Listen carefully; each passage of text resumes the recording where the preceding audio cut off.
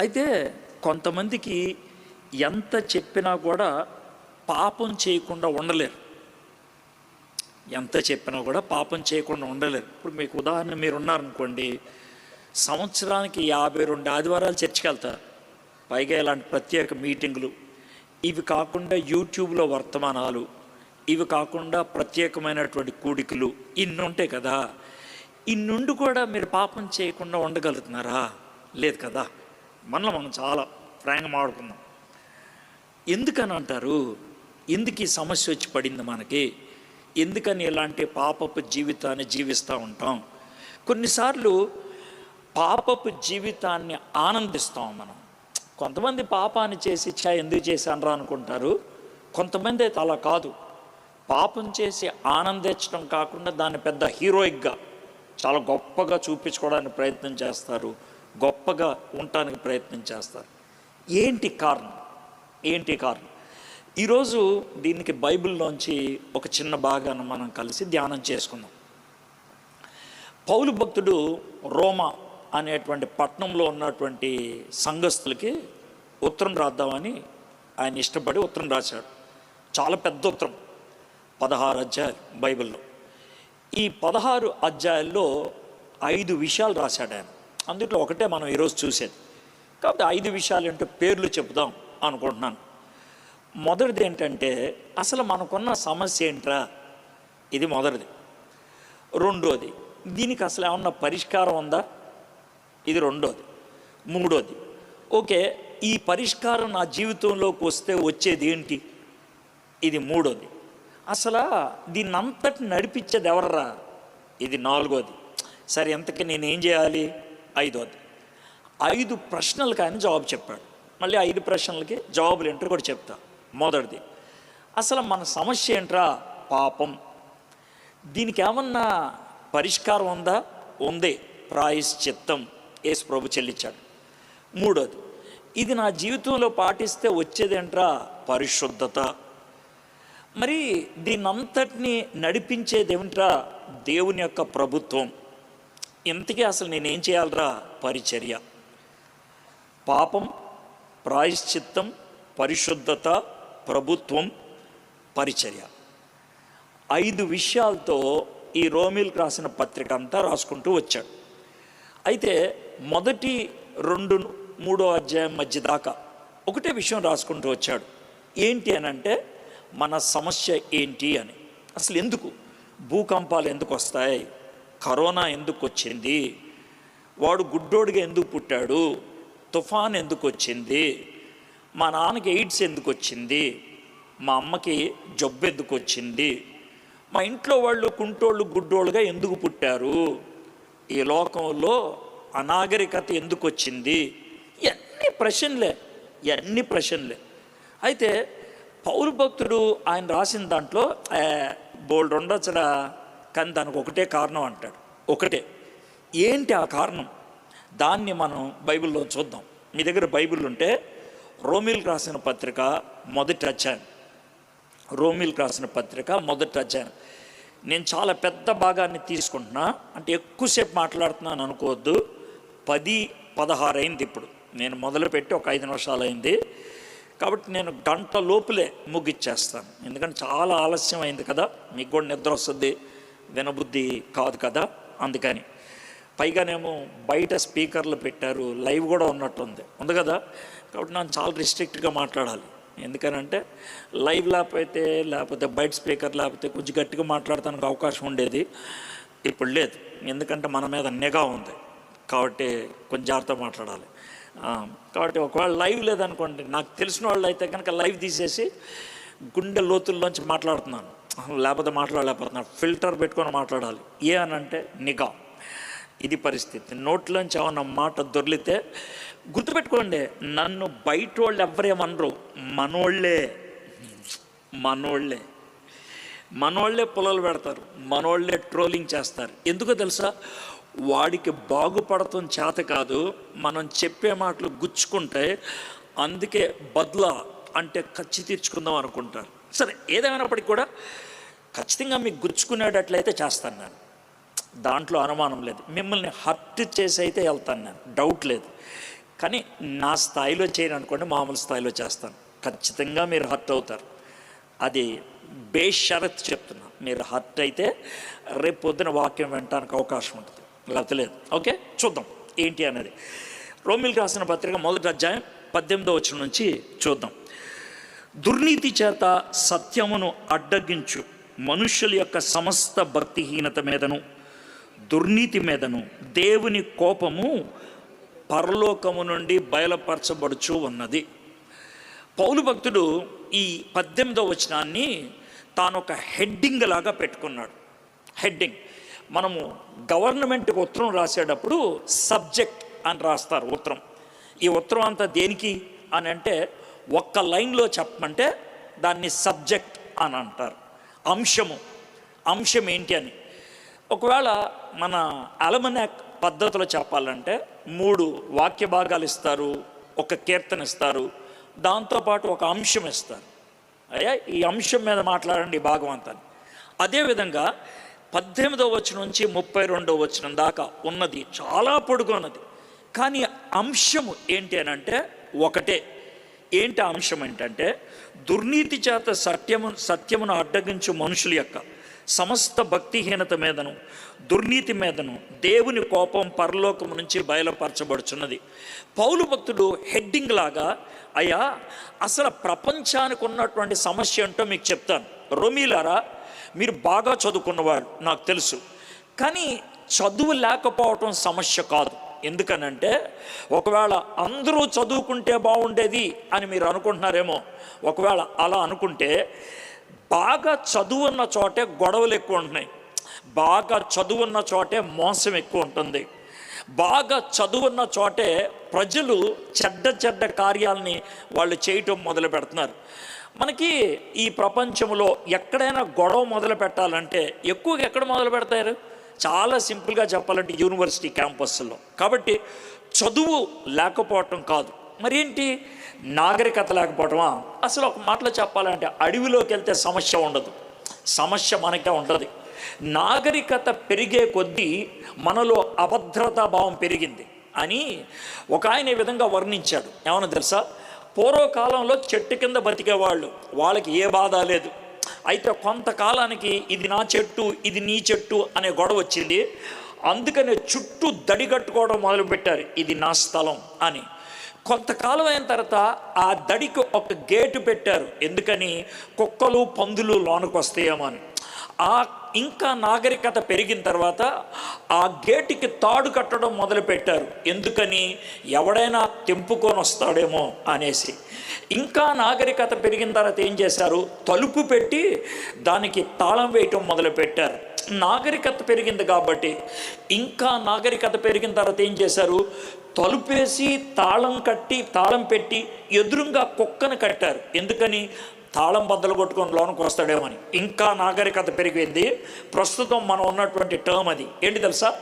తలుపుకి తాళం వేస్తాం, తాళం వేసిన తలుపు బయట కుక్క ఉంటుంది, ఎదురుగా క్లోజ్ సర్క్యూట్ కెమెరా ఉంటుంది. ఎందుకని? ఎప్పుడైనా చూడొచ్చని. నాగరికత పెరిగినప్పుడు పెరిగిందేంటి? అభద్రతా భావం, భయం, ఎవడైనా దోచుకెళ్తాడేమో, ఎవడైనా ఎత్తుకెళ్ళిపోతాడేమో. డబ్బు ఎక్కువ, ఇది పరిష్కారం కాదు. చదువు పరిష్కారం కాదు. నాగరికత పరిష్కారం కాదు. మరి ఏంట్రా సమస్య? ఏంట్రా అనంటే సమస్య దేవుడు. అదేంటిది? దేవుడు కదా సమస్యను పరిష్కరించేది. కరెక్టే, దేవుడే సమస్యను పరిష్కరించేది. కానీ నాకేమర్థమవుతుందంటే, పౌలు చెప్తున్నాడు సమస్య దేవుడితోనేరా. ఎందుకు వచ్చింది దేవుడితో సమస్య?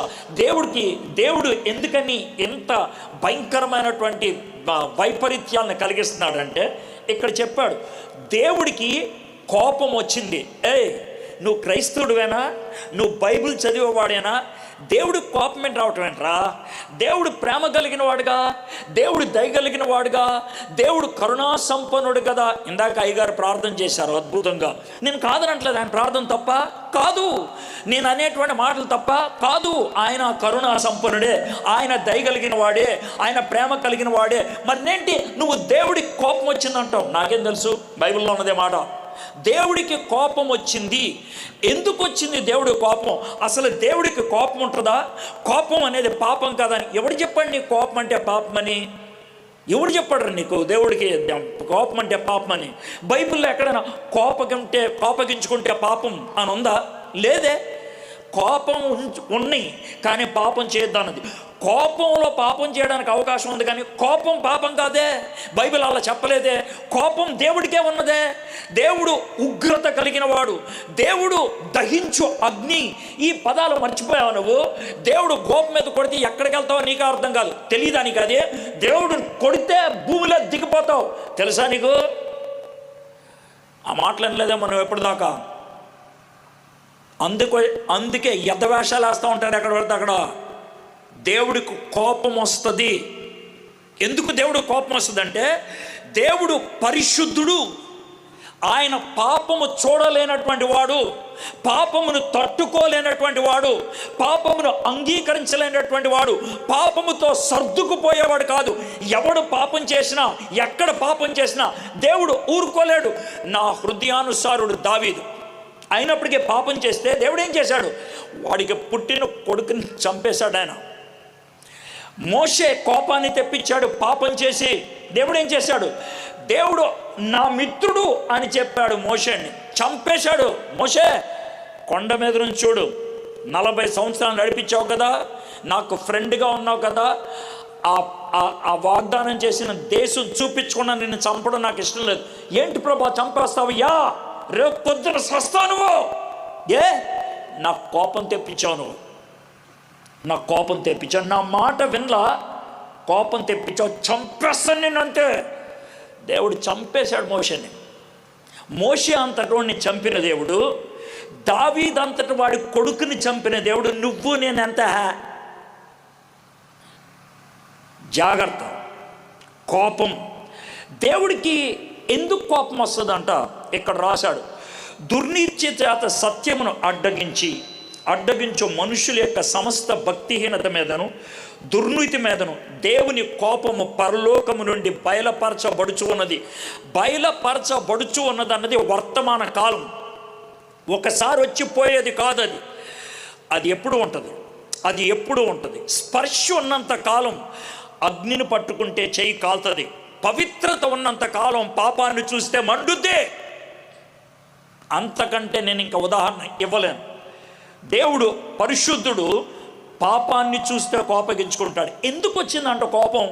సత్యాన్ని అడ్డగిస్తే అంటే సత్యం ఒకవేళ 5కు 2 కలిపితే 7 అని అంటే 2 రకాలుగా అడ్డగించవచ్చు. ఒకవేళ 8 అని చెప్పచ్చు, లేకపోతే 6 అని చెప్పచ్చు. దాటెళ్ళిపోవచ్చు, చేరుకోలేకపోవచ్చు. ఏదైనా సరే కోపమే. సత్యాన్ని అడ్డగిస్తే, సత్యాన్ని కాలు తన్నితే, సత్యాన్ని పక్కకు తీసుకొస్తే నేను తట్టుకోలేను. మీరు సత్యాన్ని ఏ విధంగా అడ్డగిస్తారు? 2 విధాలుగా ఇక్కడ రాస్తున్నాడు.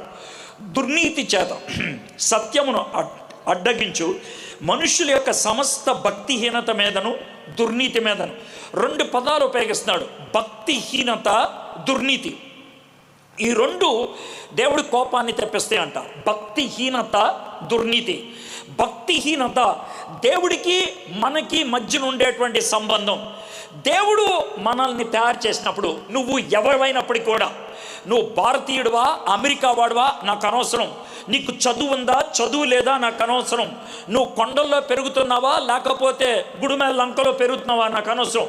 మనిషివైతే, దేవుని సృష్టి అయితే, దేవుడు ప్రతి మనిషిలో దేవుని ఆకృతిలో ఒక శూన్యాన్ని పెట్టాడు. ఏంటి ఆకృతి? దేవుడు అనేటువంటి ఆకృతి. దేవుడు కావాలి అనే తపన ప్రతి మనిషిలో పెట్టాడు.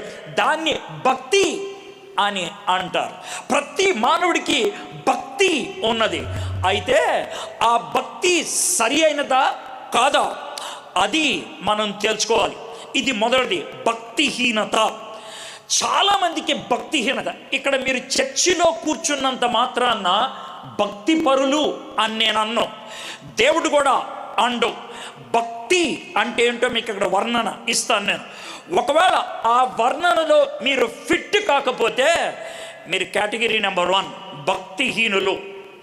అయితే భక్తిహీనత దేవుడికి మనకి ఉన్నటువంటి సంబంధాన్ని తెంచేసిందైతే, భక్తిహీనత దేవుణ్ణి దేవుడిగా చూడలేకపోతే, భక్తిహీనత దేవుణ్ణి పక్కకు తొలగించినట్లయితే, సెకండ్ పార్ట్ 24 వచనం నుంచి 32 వచనం దాకా దుర్నీతి అంటే నీకు నీతి న్యాయం అనేది లేదు, సిగ్గు శరం అనేది లేదు, మనస్సాక్షి చచ్చిపోయింది, మనిషిలాగా ప్రవర్తించో, జంతువుకి నీకు తేడా ఉండదు. ఇవన్నీ నా మాటలు కావు, బైబిల్లో ఉన్న మాటలు మీకు చదివి వినిపిస్తాం. ఉన్నట్లుగా ఈ రెండు జరుగుతున్నాయి. అందుకే దేవుడు కోపం వచ్చింది. ఒకటి భక్తిహీనత, రెండోది దుర్నీతి. భక్తిహీనత గురించి ఆయన 19వ వచనం నుంచి 23వ వచనం దాకా రాశాడు. భక్తిహీనతలో స్థాయిలు రాసుకుంటూ వచ్చాడు, ఎక్కడ దాకా వెళ్ళిపోయింది అని. తర్వాత దుర్నీతి గురించి రాశాడు 24వ వచనం నుంచి 32వ వచనం దాకా. దుర్నీతి యొక్క స్థాయిలు ఎక్కడ దాకా వెళ్ళిపోయినాయి అని రాసుకుంటూ వచ్చాడు. భక్తిహీనత, దుర్నీతి నీ జీవితంలో ఏ స్థాయిలో ఉందో ఆలోచించుకో. ఇది మనం చూద్దాం. 19, 20 కలిపి చదువుతాను. ఎందుకనగా దేవుని గురించి సఖ్యమైనదేదో అది వారి మధ్య విసిదమై ఉన్నది, దేవుడు అది వారికి విసిదపరచను. నాకు తెలియదే అవన్నీ అని కబుర్లు ఆడొద్దు. ఇది నా మాట కాదు, బైబిల్లో ఉంటుంది. దేవుడు నీకేం చెప్పాలో అది చెప్పాడు. సార్ నేను చర్చికి రాను సార్, చర్చికి వచ్చే వాళ్ళ గురించి మాట్లాడలేదు. నేను బైబిల్ చదవను సార్, బైబిల్ చదివే వాళ్ళ గురించి మాట్లాడలేదు సార్, నాకు అసలు తెలియదు సార్. నువ్వు కబుర్లాడొద్దు. మనిషివైతే వాళ్ళకి నేను తెలియజేశాను అంటున్నాడు. ఈ మాట చెప్తుంది పరిశుద్ధాత్ముడు ద్వారా పౌలు రాసినటువంటి మాటలవి. దాంట్లో ఎటువంటి అనుమానం లేదు.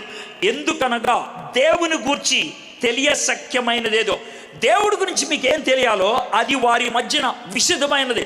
వాళ్ళ మధ్యన చూపించాను, చెప్పాను, వివరించాను. దేవుడు అది వారికి విశుద్ధపరిచాను. దేవుడు వాళ్ళకి చెప్పాడు. ఏంటంట అవి? ఎలా చెప్పాడంట? 20వ వచనం. ఆయన అదృశ్య లక్షణాలు, కంటికి కనబడని దేవుడి లక్షణాలు. దేవుడు ఉన్నాడా? ఎలాగున్నాడు? దేవుడు ఉన్నాడా? దేవుడు ఉంటే వీడికి ఎందుకు ఎలాగైంది? దేవుడు ఉంటే వాడు ఎందుకు ఎలా జీవిస్తున్నాడు? దేవుడు ఉంటే వీడు ఎందుకు గుడ్డోడిగా పుట్టాడు? దేవుడు ఉంటే కరోనా ఎందుకు వచ్చింది? దేవుడు ఉంటే తుఫాన్ ఎందుకు వచ్చింది? దేవుడు ఉంటే ఇలా ఎందుకు జరిగింది నాకు అని అడుగుతున్నావు కదా. కాబట్టి దేవుడు లేడు అంటున్నావు కదా. నేను చెప్తా, దేవుడు ఉన్నాడు అంటానికి దేవుడు ఏం చేశాడు? ఆయన అదృశ్య లక్షణములు. ఎవరి? దేవుడివే. ఆయన అదృశ్య లక్షణములు ఏంటవి? 2 లక్షణాల గురించి చెప్తున్నాడు. అనగా ఆయన నిత్య శక్తియు దేవత్వమును. 2 లక్షణాలు కంటికి కనబడదు. ఒకటి నిత్య శక్తి, రెండోది దేవత్వము. ఈ 2 కూడా ఎలా తెలుస్తుంది అంట? జగదుత్పత్తి మొదలుకొని సృష్టింపబడిన వస్తువులను ఆలోచించడం వలన తేటబడుచున్నవి గనుక వారు నిరుత్తరులై ఉన్నారు. నిరుత్తరులు, లా జవాబ్, నాకు తెలీదు, నాకు అనవసరం, నువ్వు బయటపో అంటానికి లేదు. నిరుత్తరులు. నోరు ముయ్ అని అంటున్నాడు ఇక్కడ. నోరు మీ రై, నోరు తెరవద్దు, నోరు ముయ్. ఎందుకో తెలుసా? దేవుడు తానున్నాడు అని 2 విషయాలు తాను అందరికీ చెప్పేటట్లు చేశాడు, అందరికీ తెలిసేటట్టు. ఏమేమి చెప్పాడు సార్? ఒకటి, ఆయన నిత్య శక్తి. లైట్లు వెలుగుతున్నాయి కదా లైట్లు. ఎవడైనా పనికిమాలినోడు వచ్చి లైట్ ఎలా వెలుగుతుందిరా అని అడిగితే, లైట్ ఎలా వెలుగుతుందిరా? కరెంటుతో వెలుగుతుంది అని అంటే, నా కరెంటు చూపి అంటే నేను ఏం చేయగలను సార్? నా కరెంటు చూపిరా అంటే ఏం చేయగలను? వైరు పట్టుకోరా అని చెప్పనా? సస్తావు. కంటికి కనబడదు కరెంటు, కానీ లైట్ వెలుగుతుందిగా. ఎంత స్పష్టంగా చెప్పారో చూడండి. కంటికి కనబడదు అది. దేవుడు ఏమన్నాడు తెలుసా? ఇక్కడ ఉన్నటువంటి ఆయన నిత్య శక్తియు దేవత్వను జగదుత్పత్తి మొదలుకొని సృష్టింపబడిన వస్తువులు ఆలోచించడం వల్ల తేటబడుచున్నాయి. సృష్టిని చూడరా. సృష్టిని చూస్తే దీని వెనకాల ఒక కారకం, దీని వెనకాల ఒక సృష్టికర్త ఉండాలి అని ఖచ్చితంగా అర్థమవుతుంది. ఒకసారి అమెరికా నుంచి ఒక గొప్ప పండితుడు వచ్చాడు. ఆయన శాస్త్రవేత్త. ఆయన ఎవరో కాదు, డాక్టర్ అబ్దుల్ హక్. మీలో కొంతమంది ఇక్కడ మీటింగ్స్లో మాట్లాడాడు, ఆయన విని ఉంటారు. బిల్లీగ్రామ్ అసోసియేషన్లో ఆయన సువార్థికుడు. ఆయన కొడుకు ఎమాన్యుయల్ హక్, ఆయన ఖగోళ శాస్త్రములో పిహెచ్డి సంపాదించాడు. ఆయన బాగా చదువుకున్నటువంటి ఆయన నేను కలిసి ఒకసారి ఒక డిబేట్ లాంటివి చేస్తాను నాస్తికులతో. అది 3 రోజులు జరిగినటువంటి డిబేట్. ఇప్పట్లాగా అప్పట్లో కెమెరాలు లేవు, లేకపోతే అవి ఏమి లేవు, కాబట్టి చాలా ప్రైవేట్గా జరిగేది, బాగా జరిగేది, గొడవ లేకుండా. అయితే మధ్యలో మేము మధ్యాహ్నం భోంచేస్తా ఉన్నప్పుడు నా పక్కన కూర్చుంటే ఆయన ఒక ప్రశ్న అడిగా, ఎమాన్యుల్ గారు, మీరు ఖగోళ శాస్త్రం బాగా చదివారు కదా, విశ్వములో మీకు బాగా అబ్బురపరిచే, ఆశ్చర్యపరిచే ఒక సన్నివేశం అంటే చెప్పండి సార్ అని అంటే, ఆయన ఏ మాత్రం ఆలోచించకుండా ఒక మాట చెప్పాడు. ఏమని తెలుసా? భూమి సూర్యుడు చుట్టూ తిరిగే కక్ష ఉంటుందే, అది నాకు ఎప్పటికీ అర్థం కాదని అన్నాడు. అది నాకు ఆశ్చర్యం కలిగిస్తుందని అన్నాడు. నేను మనసులో ఈయన పిచ్చోళ్ళలాగా ఉన్నాడే, భూమి సూర్యుడు చుట్టూ తిరుగుద్దని మనకి చిన్నప్పుడే తెలుసు కదా, ఈయనేదో పెద్ద ఖగోళ శాస్త్రం చదివి పిహెచ్డి చదివి ఆయన అది నాకు చాలా ఆశ్చర్యం కలిగిస్తుంది అన్నాడని ఆయన కొంచెం, సార్ ఎందుకు సార్ అన్న అంటే, నీ మనసులో ఎలా అనుకున్నావు కదా అన్నాడు. ఏంటేనంటే, ఇదేముంది మనం 3వ క్లాసులో నేను నేర్చుకుంటావు కదా అని. అవును సార్, అదే 3వ క్లాసులో నేర్చుకునేది అంత దాకే, కానీ నేను ఈ స్థాయికి వచ్చిన తర్వాత నాకు వచ్చిన ప్రశ్నలు ఏంటో మీకు చెప్తా. నెంబర్ 1, సూర్యుడు చుట్టూ ఒకవేళ గుండ్రంగా భూమి తిరిగితే ప్రపంచం ఉండేది కాదు ఇప్పటిదాకా అన్నాడు. ఏ సార్ అని అంటే, ప్రపంచంలో కొన్ని చెట్లు కొన్ని కాలాల్లోనే ఫలిస్తాయి, ప్రపంచంలో కొన్ని జంతువులు కొన్ని కాలాల్లోనే వికసిస్తాయి, పిల్లల్ని కంటాయి. ఒకవేళ సూర్యుడి చుట్టూ భూమి గుండ్రంగా తిరిగితే ప్రపంచం అంతటికి ఒకటే కాలం ఉండేది, ఒకటే కాలం. అయితే అది ఎండాకాలం, లేకపోతే చలికాలం, లేకపోతే వర్షాకాలం, ఒకటే కాలం ఉండేది. కానీ భూమి గుండ్రంగా తిరగట్లా, అది ఎలిప్టికల్ షేప్, మనకి తెలుగులో కోడిగుడ్డ ఆకారం అంటారు. ఆ ఆకారంలో తిరగాలని ఎవడు పెట్టాడు? ఇది నాకు అర్థం కాంది, ఇది అర్థం కాంది. నాకు కొంచెం కరెక్టే అనిపించింది. రెండోది ఆయన అడిగాడు, ప్రపంచంలో కదిలేది ఏదైనా సరే, ప్రపంచంలో కదిలేది ఏదైనా, నడిచే మనిషి ఖచ్చితంగా కింద పడి ఉంటాడు, సైకిల్ తొక్కే మనిషి ఖచ్చితంగా కింద పడి ఉంటాడు, ఎడ్ల బండి మీద వెళ్ళే మనిషి చాలాసార్లు దెబ్బలు తగిలి ఉంటాయి, కారు మీద వెళ్ళే వ్యక్తి యాక్సిడెంట్లు అయి ఉంటాయి, మోటార్ సైకిల్ యాక్సిడెంట్ అయింది, బస్సు యాక్సిడెంట్ అయింది, ట్రైను యాక్సిడెంట్ అయింది, ఏరోప్లేన్ యాక్సిడెంట్ అయింది, షిప్ యాక్సిడెంట్ అయింది, అంతరిక్షంలోకి పంపించినటువంటి ఆ స్పేస్ షిప్ దానికి కూడా యాక్సిడెంట్ అయింది. కదిలేది మానవుడు ఏది తయారు చేసినా దానికి యాక్సిడెంట్ అయింది. అవును సార్, దేవుడు కదిలే భూమిని తయారు చేశాడు, ఇప్పుడు దాకా దానికి యాక్సిడెంట్ అవ్వలేదు.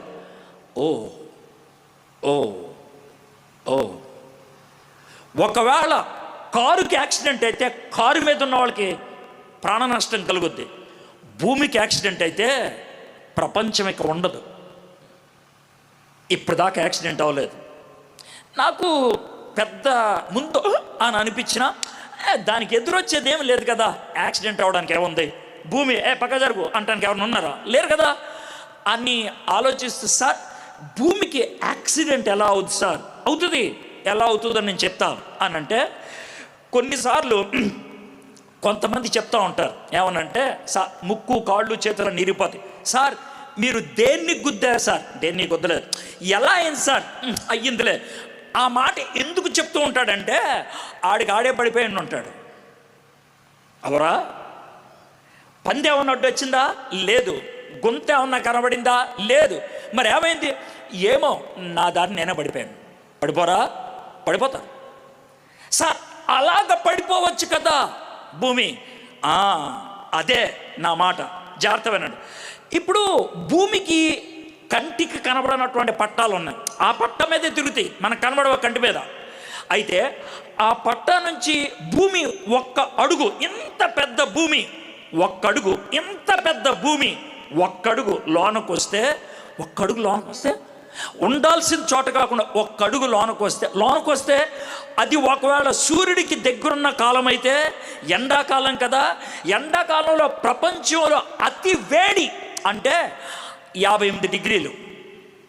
ప్రపంచంలో అతి వేడి 58 డిగ్రీలు 3 చోట్ల ఉంటుంది. ఒకటి కువైట్, రెండోది దక్షిణ అమెరికాలో కాలిఫోర్నియాలో, మూడోది ఐగుప్తు దేశం సహారాలో. 3 చోట్ల 58 డిగ్రీలు. కువైట్ కూడా అప్పుడప్పుడు తాకుద్ది 57 అలాగా 58. ఆ టైంలో బయటికి ఎవరిని వస్తే ఉండలేరు. అయితే ఏమన్నాడు తెలుసా, ఒక్క అడుగు లోనకు వస్తే ఒక్క అడుగు భూమి 20 డిగ్రీలు మార్పు ఉంటుంది అన్నాడు. అంటే ఏంటి, 58 ఉండే చోట 78 ఉంటుంది, 58 ఉండే చోట 78. అంటే నీ స్టవ్ మీద మంట ఉంటుందే, దానికంటే వేడెక్కువ. డైరెక్ట్గా నిన్ను గ్యాస్ పెట్టి తగలేస్తే ఎలాగుంటుందో 78 డిగ్రీల దగ్గర అలా ఉంటుంది. ప్రపంచం మాడిపోద్ది 4 నిమిషాల్లో ప్రపంచం మాడిపోద్ది. భయం వేసింది. సరే, భూమి సూర్యుడికి దూరంగా ఉన్నప్పుడు ఒక్క అడుగు బయటికి వెళ్తే ప్రపంచంలో అతి చలి ప్రదేశం -69 డిగ్రీలు అలాస్కాలో ఉంటుంది, తర్వాత రష్యాలో ఉంటుంది -69. దానికి ఇంకొక 20 కలిపితే -89.